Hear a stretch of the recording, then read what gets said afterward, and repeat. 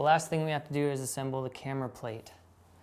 And this is the camera plate. You have multiple places to attach the camera on here. And you'll notice 4 holes. And this is where you attach the IMU sensor. And on the end, there's 2 holes, and this is where the 15mm rods are going to slide through. So let's go ahead and do that. You have 2 15mm rods, and there's actually a direction to the plate. So where the 4 holes are for the IMU sensor, that should be on the right side, and the edge sticking out here for the mounting the camera should be the back, just so you know where things go. So when you slide the rods through, they should go through this side and only stick out the back end. Work it through just a little bit, and then you'll see these 15mm clamps that are going to attach onto the bottom.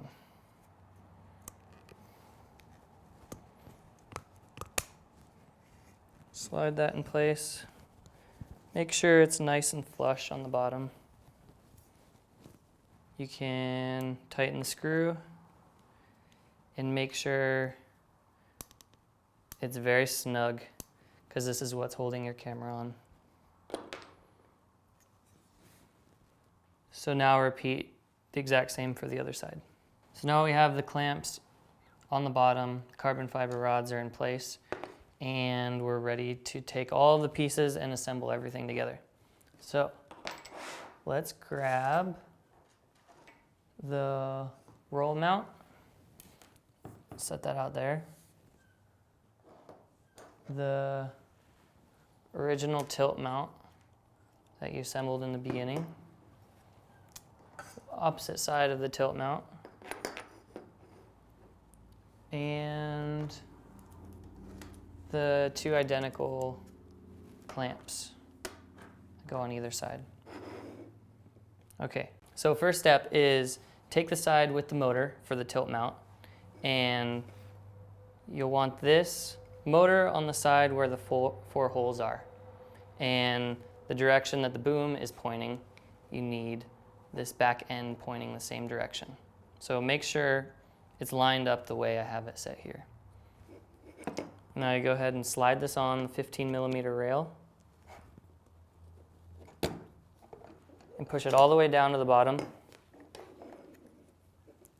so that it's flush with the bottom.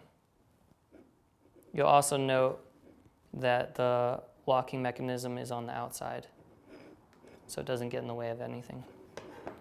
Now do the same for the opposite side. Set it on there, push it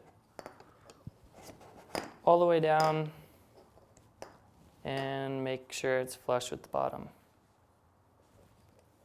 You don't need to lock them in place. Make sure everything is just loose for right now. We're going to assemble it all, make sure it's nice and square, and then we'll tighten things down. So the next step is to grab these clamps and place them on. So I have the screws facing up, so it's easy to access. And then there's the 2 holes here that slide on, and this should be facing in towards the center. Same with this one. Go ahead and put the motor lead through there.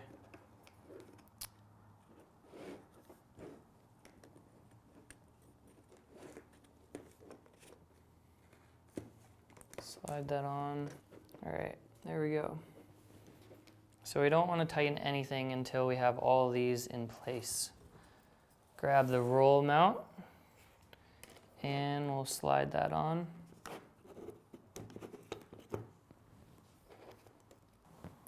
Okay. So they're all attached, but you need to make sure that everything is squared up. And if it's not squared, then you're going to have some weird camera movement. So before I tighten anything, it's easiest to do this on the edge of a table and kind of work it out so everything gets square. Let the camera mount hang off a little bit. And then as you turn it, You need to make sure these aren't moving from side to side. Right now it's actually looking really nice. If there is some weird movement and the camera mount starts kind of wiggling around, then you just can adjust these by pulling them out or sliding the tube in further. And you can slide, if you're not using a large camera, you can slide these back further because you don't need as much clearance. So once you have everything squared up and you have nice smooth movement with your tilt axis, then you can start tightening the screws.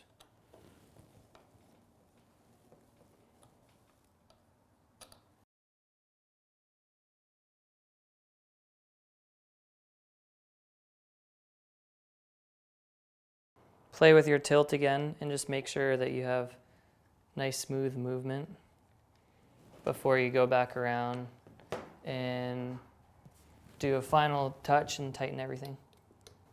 Now you can grab the top grip bar with the pan motor, and then your last clamp. So this clamp will slide right on top of the vertical carbon fiber rod. Slide that down in place. Make sure it's just level with the top of your clamp. And then make sure that it's square with the back of your control board mount. So you just slide that around. We'll tighten it on here right now. It looks like it's square, but if it's a little bit crooked, it's an easy adjustment to come back and fix that later. Okay, so just grab the grip bar and you're going to thread the wire through. Pull that out the back, and then you can slide the carbon fiber rod right through here. And this is where you're gonna adjust for the pan motor.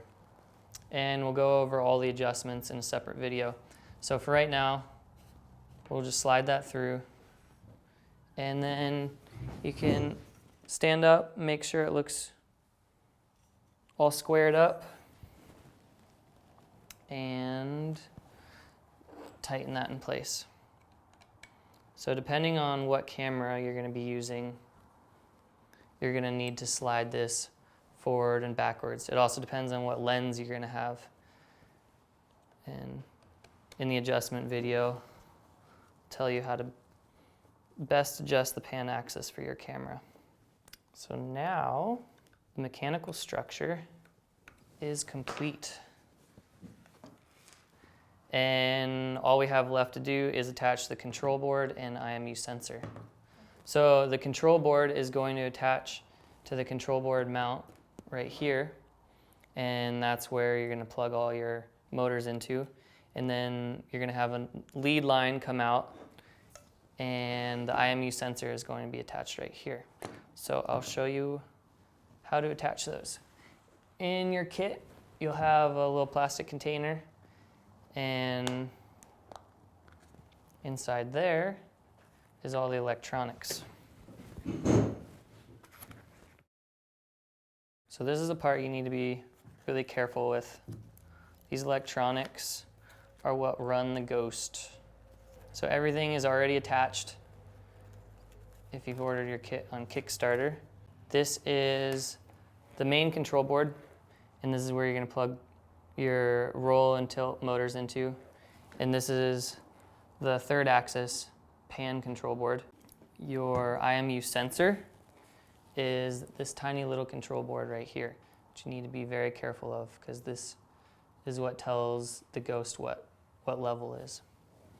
To install these on the Ghost, you will find a little bag with some plastic nuts and screws, and you'll find these that are about, they have a 10mm spacer attached to it. For everything from here on out, it's easiest to put the Ghost on a stand, and then you can have it suspended, and it'll just be a lot easier to work on, both balancing dealing with any of the electronics or attaching your camera. So I'll grab the stand. Okay, so this is the Ghost stand.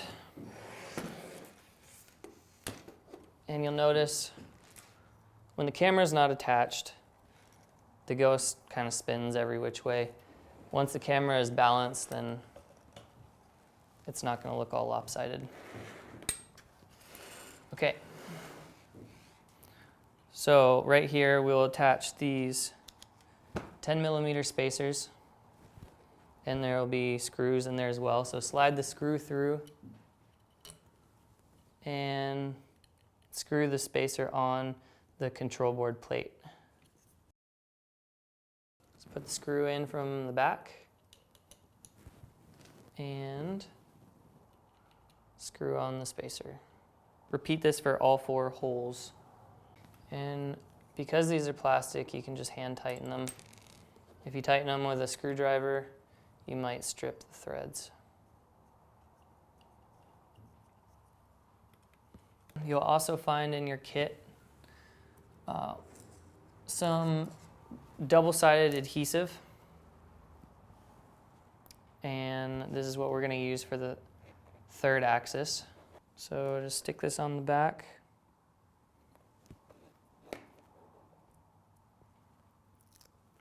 I stick it on the lower left-hand side near the bottom. Just push that up against it.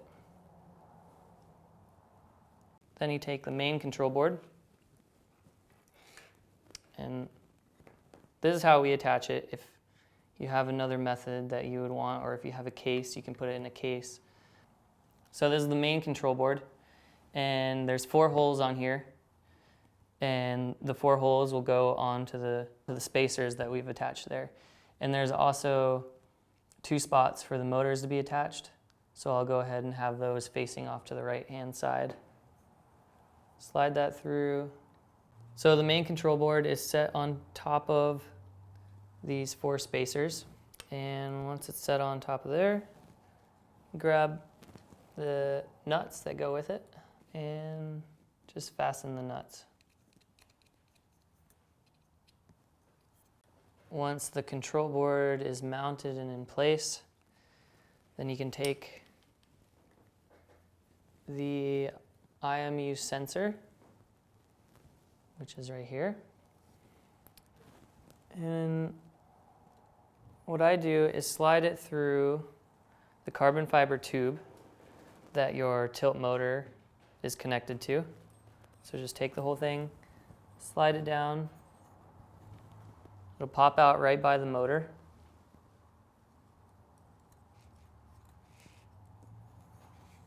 Pull that through, and then you're going to mount this sensor onto the bottom of the camera mount right here. And the direction the sensor is mounted is very important. So there's also 5mm spacers. So this will screw onto the bottom.